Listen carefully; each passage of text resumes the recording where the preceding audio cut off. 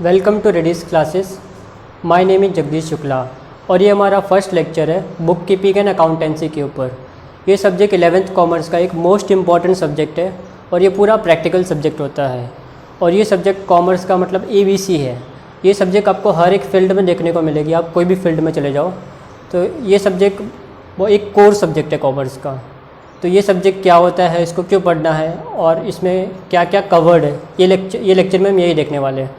तो ये सब्जेक्ट को शॉर्ट में मैं बुक कीपिंग को BK बोलूँगा। तो ये सब्जेक्ट के दो पार्ट है, बुक कीपिंग एंड अकाउंटेंसी के ऊपर। तो हम लोग आज ये लेक्चर में ये देखने वाले हैं कि सब्जेक्ट को क्यों पढ़ते हैं। तो बुक कीपिंग का मतलब क्या होता है कि बुक कीप करना, मतलब बुक संभालना। कौन सी बुक? तो यहाँ पे हम अकाउंटिंग की बात कर रहे हैं, मतलब हिसाब किताब की बुक, ऐसी बुक जिसमें आपके हिसाब किताब है। तो ये सब्जेक्ट क्यों पढ़ना है? अभी हर एक बिजनेसमैन जो बिज़नेस कर रहा है, हमने देखा बिज़नेस करते तो प्रॉफिट भी हो सकता है, लॉस भी हो सकता है। तो हर एक बिजनेसमैन जानना चाहता है कि उसके बिज़नेस से उसको कितना प्रॉफिट हुआ, उसने कितने का सामान बेचा, उसने कितने का सामान परचेस किया, ख़रीदा, फिर उस खर्चे कितने हुए, उसको कहाँ कहाँ से कितने पैसे आए, किन किन लोगों से पैसे लेने बाकी है, किन किन लोगों को पैसे देने बाकी है, उसके पास कितने प्रॉपर्टी पड़ी हुई है, उसके कितने कर्जे हैं। तो वो सब कुछ जानना चाहता है। तो उसकी हेल्प कौन करेगा? तो अगर हमने ये सब्जेक्ट पढ़ा है तो हम उसकी हेल्प कर सकते हैं, या हम बिजनेस कर रहे हैं तो हम अपना खुद का प्रॉफिट निकाल सकते हैं। तो वो प्रॉफिट या जो भी उसको पता करना है कि किससे कितना लेन देन करनी है, मतलब कितना पैसा लेना है या देना है, तो उसके लिए जानना जरूरी है बिजनेसमैन को। अभी ये गवर्नमेंट के लिए क्यों इम्पोर्टेंट है? अभी गवर्नमेंट क्या चाहती है? टैक्स चाहती है। तो अगर आपका प्रॉफिट पता है तो गवर्नमेंट बोलेगी आपको इतना टैक्स भरना है या हमको इतना टैक्स पे करना है। तो गवर्नमेंट को पता चलेगा कि उसको टैक्स के थ्रू कितना पैसा आने वाला है। एम्प्लॉय भी चाहते हैं कंपनी के बुक कीपिंग के बारे में कि उनकी अकाउंटिंग हो। क्यों? क्योंकि एम्प्लॉय को अगर प्रॉफिट अच्छा होगा या सेल ज़्यादा होगा, सेल बढ़ेगा, तो एम्प्लॉय क्या बोलेगा, भाई देखो हमारी वजह से इस कंपनी का प्रॉफिट हो रहा है तो आप हमको बोनस दो, हमको कमीशन दो, हमारी सैलरी बढ़ाओ, कंपनी प्रॉफिट कर रही है। तो जब तक एम्प्लॉय को पता नहीं चलेगा कंपनी प्रॉफिट में है लॉस में, अगर कंपनी लॉस में चल रही है तो कंपनी को फोर्स नहीं कर सकते कि हमको ज़्यादा सैलरी दो। लेकिन अगर उनको पता है कि कंपनी मस्त प्रोग्रेस कर रही है तो हमको भी इंक्रीमेंट चाहिए, हमको भी बोनस चाहिए, कमीशन चाहिए, तब वो कंपनी को बोल सकते हैं। और भी जो इन्वेस्टर्स हैं, इन्वेस्टर मतलब जो कंपनी में इन्वेस्ट कर रहे हैं, उनको भी कंपनी के बारे में जानना है कि ये कंपनी प्रॉफिटेबल है कि नहीं है। अगर मैंने ये कंपनी में पैसे लगाए और ये कंपनी डूब गई तो मेरे पैसे तो गए ना। तो उनको भी जानना है कि कंपनी कितना कमा रही है। तो वो कैसे जान सकती है? बुक कीपिंग एंड अकाउंटिंग के थ्रू कि कंपनी कितना कमा रही है, तो उसके हिसाब से वो लोग इन्वेस्टमेंट कर सकते हैं। तो इवन हर एक के लिए ये यूज़फुल है, चाहे वो हम हो या जो बिजनेसमैन हो या जो कॉमन पीपल हो, तो उनको अकाउंटिंग चाहिए। मतलब बेसिकली यहाँ पे क्या हिसाब किताब कैसे करना है और कैसे पता करना है कि जो हम काम कर रहे हैं उसमें हमको अपने को एक्चुअली फ़ायदा हो रहा है कि नहीं हो रहा है, और हमारी पोजीशन कैसी है। तो हम एक ब्रीफ ओवरव्यू ले लेते हैं सब्जेक्ट का, फिर हम लोग नेक्स्ट क्लास से इसको कंटिन्यू करेंगे। तो चलिए हम पहले इंट्रोडक्शन ले लेते हैं इसका कि ये पूरे सिलेबस में, पूरे जो 11th का जो अपना सिलेबस है उस पर अपने को करना क्या है। तो अकाउंटिंग ऐसे अलग अलग टाइप्स होती है, एक फिनेंशियल अकाउंटिंग होती है, एक कॉस्ट अकाउंटिंग होती है, मैनेजमेंट अकाउंटिंग होती है। जब ये आगे पढ़ेंगे आप लोग तो आपको पता चलेगा। हम लोग आज फिनेंशियल अकाउंटिंग की बात करने वाले हैं कि उसमें होता क्या है। तो स्टार्ट होती है बुक कीपिंग से, कि बुक कीपिंग मतलब क्या होता है? बुक्स ऑफ अकाउंट मेंटेन करना, बुक कीप करना, कीप मतलब रखना, उसको संभालना, या बुक्स ऑफ अकाउंट मतलब अकाउंट की बुक को मेंटेन करना, वो होता है बुक कीपिंग। और अकाउंटेंसी मतलब प्रॉफिट का पता लगाना। तो इन दोनों को मर्ज करके अपने ये जो सब्जेक्ट का नाम क्या है? Bookkeeping and accountancy. तो बुक्स ऑफ अकाउंट संभालना, उसके अंदर रिकॉर्ड करना, एंट्री करना, एंट्री मतलब उसके अंदर लिखना, और अकाउंटेंसी मतलब अपने को पता करना कि जो हमने साल भर में जो किया उससे अपने को प्रॉफिट हुआ या लॉस हुआ, जो भी है, तो इसका काम अकाउंटेंसी का है। तो इसकी शुरुआत कहाँ से होती है? अपने पास ना एक जो ट्रांजेक्शन्स होते हैं और इवेंट्स, उनको सबसे पहले पता करना है। मतलब पहला प्रोसेस क्या है अपना, इसको हम लोग अकाउंटिंग प्रोसेस भी बोल सकते हैं, या कुछ लोग इसको अकाउंटिंग साइकिल भी बोल सकते हैं। केवल अकाउंटिंग, फाइनेंशियल अकाउंटिंग में होता क्या है? ये हम किसकी बात कर रहे हैं? फाइनेंशियल अकाउंटिंग की, जो हमारा सब्जेक्ट है। तो सबसे पहले क्या करना है? अपने को आइडेंटिफाई करना है। Identification, of transactions and events. किसको आइडेंटिफाई करना है? Transactions and events.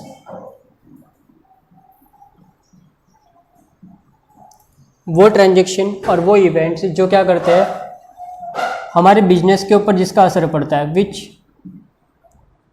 Affects our business, which affects our financial position,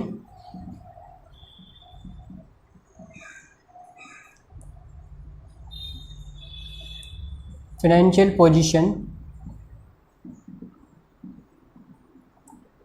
of a business.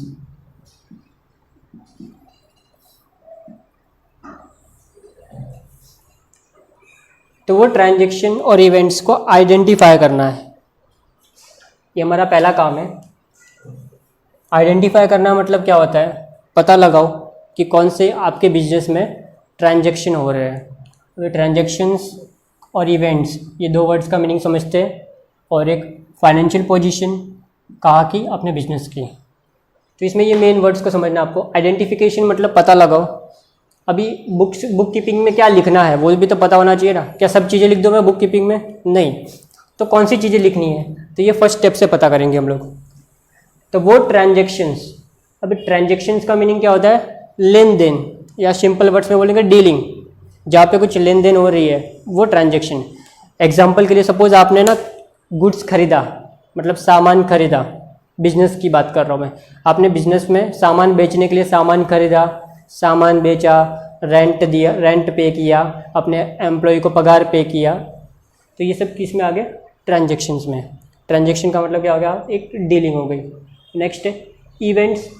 Events मतलब एक इंसिडेंस हो गया आपके बिजनेस में, एक घटना। इंसिडेंस मतलब एक इवेंट, मतलब एक घटना। जैसे कि अचानक से आपके बिजनेस में ना गोडाउन में आग लग गई, तो ये कोई डीलिंग नहीं हुई, बट ये इवेंट की वजह से आपका जो पोजीशन है उसके ऊपर असर पड़ेगा ना। अभी आग लगने से आपको नुकसान होगा कि नहीं होगा, तो उसकी तो रिकॉर्ड करना पड़ेगा ना कि आग लगने की वजह से मेरे को नुकसान हो गया। तो वो इवेंट्स होती है, मतलब वो डीलिंग नहीं है। तो आपकी आग लग गई या चोरी हो गई, तो ऐसे कोई इंसिडेंट्स होते हैं, उनको क्या बोलते हैं? हम इवेंट्स बोलते हैं।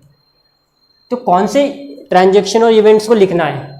वो जो हमारे फाइनेंशियल पोजीशन के ऊपर असर डालते हैं, मतलब वो ट्रांजैक्शन या इवेंट जिससे अपने को कुछ फ़ायदा हो सकता है या हो सकता है नुकसान हो सकता है, या वो हमारी कोई प्रॉपर्टी बन सकते हैं, तो उन्हीं को लिखना है। और वो भी इन टर्म्स ऑफ मनी होना चाहिए। मतलब ऐसी चीज़ें जिसको मनी में मेजर नहीं कर सकते, उसका अपने बुक्स ऑफ अकाउंट में कुछ है ही नहीं, जगह ही नहीं है। मतलब अगर आप उसको पैसे में मेजर नहीं कर सकते तो उसको बुक में लिखोगे कैसे कि ये अमाउंट कितने रुपए का खरीदा? तो आपके पास एक नंबर होना चाहिए, एक वैल्यू होना चाहिए, जिसको बोलते हैं मॉनेटरी वैल्यू होनी चाहिए। तो पहले स्टेप का मतलब क्या है? वो चीज़ें हम लोग रिकॉर्ड करेंगे जो हम लोग मॉनेटरी मनी में मेजर कर सकते हैं और जिसका हमारे बिजनेस के पोजीशन पे असर पड़ता है। अभी फाइनेंशियल पोजीशन क्या होता है उसको डिटेल में हम लोग आगे देखेंगे। इन शॉर्ट वो हमारा प्रॉफिट और लॉस समझ लो फिलहाल। किसके? हमारे बिजनेस के। अभी बिजनेस हमारा होना चाहिए।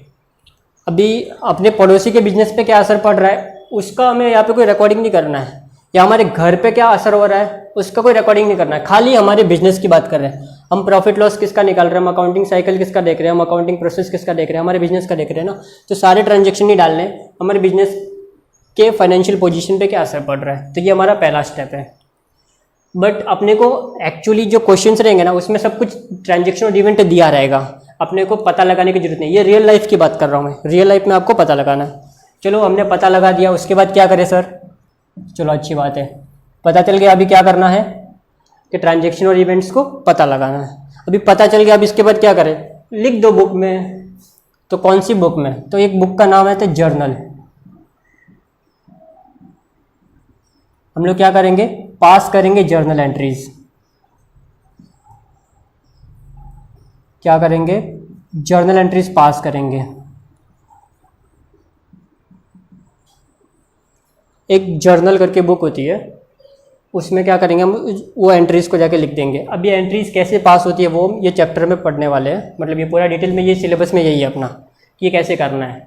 तो ये अपना काम रहेगा, ये ऑलरेडी उन लोगों ने क्वेश्चन में दिया रहेगा कि ये हुआ बिजनेस में। तो हम क्या करेंगे उसके बाद उसकी एंट्री पास करेंगे, मतलब बुक में जाके उसको लिख देंगे बुक कीपिंग में। कि भाई मैंने गुड्स खरीदा उसके एंट्री, गुड्स बेचा उसके एंट्री, सैलरी पे किया उसके एंट्री, इलेक्ट्रिसिटी बिल पे किया उसके एंट्री, जो भी हम लोग कर रहे हैं ना उन सब की एंट्री यहाँ पे रिकॉर्ड करेंगे। चलो ठीक है, एंट्री भी रिकॉर्ड कर ली। उसके बाद क्या करें, तो थर्ड एक्टिविटी क्या है, थर्ड क्या काम है अपना, तो थर्ड काम है आपको इसको लेजर पोस्टिंग करनी होती है। लेजर पोस्टिंग, थर्ड काम क्या आपने को लेजर पोस्टिंग करनी है उसकी। लेजर मतलब क्या होता है, एक अकाउंट होता है जहाँ पे हम बनाते हैं और वहाँ पे इसको यहाँ से शिफ्ट कर देते हैं। जैसे कि आपने बेस्ट एग्जांपल जो आप अपने घर पे जो पासबुक है उसको देख लो, यहाँ पे बहुत सारे ऐसे ऐसे कॉलम बने होते हैं, वहाँ पे कितना पैसा आया कितना पैसा गया ये सब लिखा रहता है, और ऊपर जो भी रहेगा अकाउंट लिखा रहता है। जैसे इसका एक प्रोफॉर्मा एक फॉर्मेट दिया हुआ है, इसका भी फॉर्मेट दिया हुआ है, इसका भी फॉर्मेट दिया हुआ, वो फॉर्मेट में उसको कैसे डालना है, तो वो हम देखने वाले लेजर पोस्टिंग में। लेजर पोस्टिंग को बोलते हैं एक्चुअली क्लासिफिकेशन बोलते हैं, और ये बहुत ज़रूरी है। जर्नल एंट्री पास करने के बाद हम लेजर पोस्टिंग करते हैं उसकी, तो उससे पता चलता है कि एक पर्टिकुलर जो भी ट्रांजेक्शन है, जैसे कि मिस्टर ए के ट्रांजेक्शन है तो यहाँ पे तो सब मिक्स रहेंगे। अभी ए ने साल में 400 ट्रांजेक्शन किए रहेंगे, तो एक ट्रांजेक्शन एक पेज पे रहेगा, एक ट्रांजेक्शन किसी और पेज पे रहेगा। तो इसमें क्या होता है, जो भी ए के ट्रांजेक्शन है सब एक जगह लेके जाएंगे हम लोग, और बी के ट्रांजेक्शन एक जगह, कैश एक जगह लेके जाएंगे, तो सब जो भी सेम नाम वाले हैं ना उनको एक जगह पर लेके जाना, वो लेजर पोस्टिंग है। तो उससे पता चलेगा एक्चुअली में कितना लेना है या कितना देना है, टोटल कितना खर्चा हुआ, तो वो इससे पता चलेगा। इसको बोलते हैं क्लासिफिकेशन। ये एक्चुअली क्या करता है, क्लासीफाई करता है। चलो सर ये भी कर लिया, उसके बाद क्या करें, उसके बाद तुमको साल भर करना है। साल भर जैसे ही गुड्स खरीदा एंट्री पास करो, गुड्स बेचा एंट्री पास करो, सैलरी पे किया एंट्री पास करो, ये तुमको साल भर करना है। और लेजर पोस्टिंग भी साल भर करनी है। लेकिन जब साल खत्म होगा, 12 महीने का पीरियड होता है नॉर्मली, जब ईयर एंड होगा तब अपने को क्या करना है, एक स्टेटमेंट बनाना है। क्या करना है अपने को, एक स्टेटमेंट बनाना है। ये सब लेजर को क्लोज करना है, जितने भी लेजर है आपको उनको क्लोज करके उनका बैलेंस निकालना है, क्लोजिंग बैलेंस, और इसका एक स्टेटमेंट बना दो। तो ट्रायल बैलेंस कुछ नहीं है, खाली एक स्टेटमेंट है लेजर के जो बैलेंस है इसका, क्लोजिंग बैलेंस में। तो इसको स्टेटमेंट ऑफ अकाउंट्स भी बोल सकते हो आप सिंपल लैंग्वेज में। और ये लास्ट में ना इसका बैलेंस आ जाएगा, मतलब जो डेबिट है ना और क्रेडिट वो आपका मैच हो जाएगा, इसको बोलते हैं टैली हो जाएगा। अगर आपने कोई गड़बड़ नहीं की है तो वो टैली हो जाएगा, लेकिन आपने कुछ गड़बड़ की है तो वो टैली नहीं होगा। तो इसको बोलते हैं अरिथमेटिकल एक्यूरेसी। अगर प्रॉपर है तो वो ट्रायल बैलेंस से अपने को पता चल जाती है। अगर राइट होगी सब कुछ एंट्रीज तो ये टैली हो जाएगा, अगर कुछ मिस्टेक की आपने तो ये टैली नहीं होगा। तो ये कभी बनेगा, एक दिन पे बनेगा। किस दिन, जिस दिन हम प्रॉफिट पता कर रहे हैं। चलो ये भी कर लिया। उसके बाद आपको बनाना है फाइनल अकाउंट्स। क्या बनाना, फाइनल अकाउंट्स।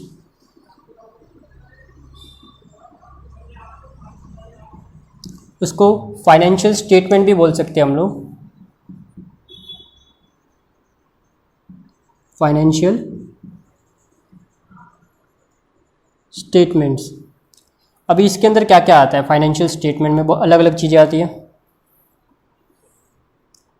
हमको 3 चीज़ें पढ़नी है इस साल। एक ट्रेडिंग अकाउंट आता है, एक प्रॉफिट एंड लॉस अकाउंट आता है। इनके पीछे क्या अकाउंट है, मतलब ये दोनों क्या लेजर है, लेजर के पीछे अकाउंट लिखा होता है एसी। और एक है बैलेंस शीट।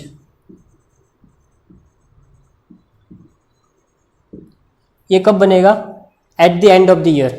नॉर्मली हमारा जो फाइनेंशियल ईयर है, हमारा फाइनेंशियल ईयर 1 अप्रैल से स्टार्ट होता है और ख़त्म होता है 31 मार्च को।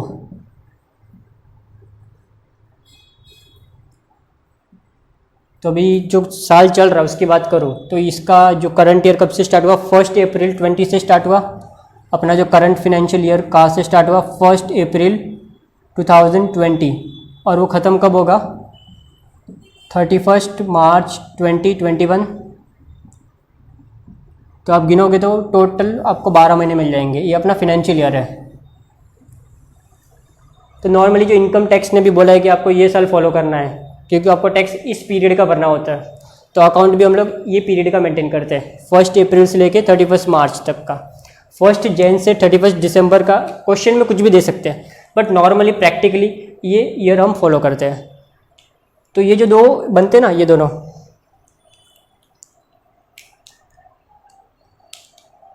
ये दोनों स्टेटमेंट बनते हैं ना आपके, ये बनते हैं एज ऑन 31 मार्च बनते हैं, मतलब लास्ट डेट कि 31 मार्च के दिन मैंने कितना कमाया। सॉरी ये नहीं, ये बैलेंस शीट, ये दो, उस दिन का अपने बैलेंसेस कितने हैं और उस दिन का अपना बैलेंस शीट क्या बताता है, अपना फिनेंशियल पोजीशन बताती है कि हमारी पोजीशन कैसी है। तो ट्रेडिंग अकाउंट बनाने से क्या पता चलता है अपने को, ट्रेडिंग अकाउंट बनाने से अपने को पता चलता है हमने ग्रॉस कितना कमाया। एक ग्रॉस वेट होता है ना, वैसे ये ग्रॉस कितना कमाया, gross profit. Profit and loss account बनाने से क्या पता चलेगा कि आपने नेट कितना कमाया, आपने नेट कितना कमाया, प्रॉफिट, मतलब ये दोनों से क्या पता चलेगा कितना कमाया हमने, ग्रॉस या नेट। और ये बैलेंस शीट, ये क्या बताती है, आपकी पोजीशन, फाइनेंशियल पोजीशन बताती है। मतलब आपके पास कितनी प्रॉपर्टी है, आपके पास कितने रुपए पड़े हैं बैंक में, आपके पास कैश कितना पड़ा हुआ, आपके पास गुड्स कितने पड़े हैं, आपके ऊपर कितना कर्जा है, वो सब ये बताता है। तो ये एक दिन पे बताता है कि 31 मार्च के दिन आपके पास कितना कुछ पड़ा हुआ है, या कितने लोगों से कितने पैसे लेने हैं, कितने लोगों को कितने पैसे देने हैं। तो ये तीनों मिला के इनको बोलते हैं फाइनल अकाउंट्स या फाइनेंशियल स्टेटमेंट्स बोलते हैं। ये बहुत ही इंपॉर्टेंट पार्ट है आपके सिलेबस का, और ये अकाउंटिंग का पार्ट है, मतलब ये अकाउंटिंग में आता है, क्योंकि प्रॉफिट पता करना ये अकाउंटिंग का पार्ट है। तो ये पार्ट आपको हर साल इवन आएगा, अब 11th में भी आएगा, 12th में भी आएगा, और हर साल ये जो अकाउंटिंग का पार्ट है ये बहुत इंपॉर्टेंट पार्ट है। तो अभी इसमें से अपने को क्वेश्चंस कैसे आते हैं वो देखते हैं। नॉर्मली ये जो फर्स्ट स्टेप है ट्रांजैक्शन और इवेंट्स को आइडेंटिफाई करने का, वो जो एग्जामिनर जो हो रहा है वो खुद ही करेगा। ये आपको ट्रांजैक्शन दिया होगा, एक लिस्ट दी होगी कि ये हुआ इसके बिजनेस में, तो आपको क्या बोलेगा, पास्ट जर्नल एंट्रीज, इसके ऊपर 100% क्वेश्चन आता है। अभी ये सब करना है कैसे वो हम लोग बाद में देखेंगे नेक्स्ट क्लास में। तो ये जर्नल एंट्रीज पास करने के लिए बोलेगा, लेजर बनाने के लिए बोलेगा आपको कि लेजर भी बनाओ। फिर ट्रायल बैलेंस के ऊपर छोटा मोटा क्वेश्चन आ सकता है, वो 2 मार्क 5 मार्क या 4 मार्क के लिए आ सकता है कि जो लेजर दिया उसको क्लोज करके खाली बैलेंस लिखने हैं वहाँ पे, और कुछ नहीं है। सबसे मेन इंपॉर्टेंट पार्ट आपका यही, ये बहुत इंपॉर्टेंट पार्ट है। अगर आपने ये नहीं सीखा, ये अकाउंट्स की ABC है, अगर आपने ये नहीं सीखा तो आपको अकाउंट्स में कुछ नहीं आएगा, मैं गारंटी देता हूँ इसकी। तो ये बहुत ही बेसिक और इम्पॉर्टेंट पार्ट है। और अगर आपने ये नहीं सीखा तो आपको 11th में नहीं सीखा, 12th में या जो फर्स्ट ईयर में जब भी आप आगे पढ़ोगे आपको इश्यूज़ आएंगी। तो ये बहुत इंपॉर्टेंट पार्ट है। अगर ये आ गया तो इसमें कोई कुछ नहीं है, ये भी सिंपल है, बाकी सब सिंपल है। सबसे मेन पार्ट यही है, तो आपको इसके ऊपर ज़्यादा फोकस करना है कि एंट्रीज कैसे पास करनी है। पोस्टिंग मैं आपको एक बार बताऊंगा, आप समझ जाओगे। ट्रायल बैलेंस खाली स्टेटमेंट बनाना है, लिस्ट लेके जो भी बैलेंसेस है उसको उठा के खाली स्टेटमेंट बनाना है। फाइनल अकाउंट ये भी सिंपल है। तो अभी देखो इसमें ट्रेडिंग अकाउंट क्या बताता है, ग्रॉस प्रॉफिट। ग्रॉस प्रॉफिट मतलब परचेज सेल करने से जो प्रॉफिट हुआ, जो परचेज सेल करके हमने जो ग्रॉस कमाया वो, और ये सारे खर्चे लेस कर दो इसमें से, मतलब आपके सैलरी, मेंटेनेंस, लाइट बिल, एक खर्चा डेप्रिसिएशन होता है, वो सब खर्चे लेस करके ये आता है। और ये फाइनेंशियल पोजीशन जो आपके पास एसेट पड़े हैं उनका लिस्ट बना दो, लायबिलिटी पड़ी है उनका लिस्ट बना दो, और ये लास्ट में टैली हो जाएगी आपकी। इनका जो भी डिफरेंस है, प्रॉफिट आएगा या लॉस आएगा। नेट प्रॉफिट भी हो सकता है, नेट लॉस भी हो सकता है, सेम प्रॉफिट और लॉस दोनों हो सकता है। तो मैं यहाँ पे दोनों लिख देता हूँ वर्ड, ग्रॉस प्रॉफिट। बट हम लॉस निकालने के लिए अकाउंटिंग नहीं कर रहे, बट लॉस हो सकता है। ग्रॉस प्रॉफिट और ग्रॉस लॉस कुछ भी हो सकता है। सेम यहाँ पे भी नेट प्रॉफिट या नेट लॉस कुछ भी हो सकता है।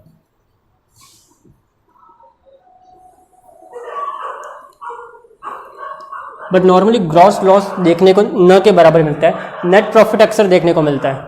और इसमें अपनी पोजीशन पता चलती है, वो कितनी स्ट्रांग है या कितनी इम्बैलेंस है। तो ये पूरा अपने को इस बार पढ़ना है। तो ये पूरा फाइनेंशियल अकाउंटिंग का एक मेन प्रोसेस है, बेसिक्स है। तो इसके अलावा आपका जो दूसरा पार्ट है, कुछ चैप्टर्स इसके अलावा अलग से होंगे, तो उसमें भी आपको क्या ये सब कॉन्सेप्ट यूज़ होंगे।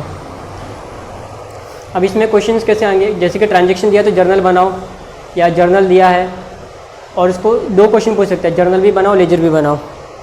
कभी कभी आपको फिर जो फाइनल अकाउंट्स टॉपिक है उसमें आपको ट्रायल बैलेंस दिया होगा और कुछ एक्स्ट्रा इन्फॉर्मेशन नीचे दी होगी, 2-4 एडजस्टमेंट्स, उनको लेके आपको बोलेगा ये फाइनल अकाउंट बनाओ।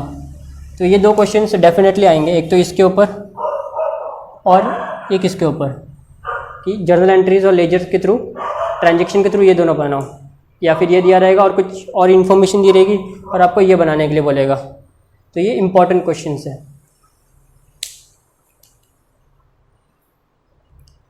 तो हम लोग एक बार रिव्यू ले लेते हैं, इसमें क्या क्या देखा। कि सबसे पहले ट्रांजैक्शन और इवेंट्स का पता लगाओ जो हमारे फाइनेंशियल पोजीशन के ऊपर असर करते हैं। अगर उसके ऊपर कोई असर नहीं पड़ रहा है तो उसको रिकॉर्ड नहीं करेंगे, और जिसको मनी में मेज़र कर सकते हैं तो उनकी क्या करनी है, अपने को एंट्री पास करनी है।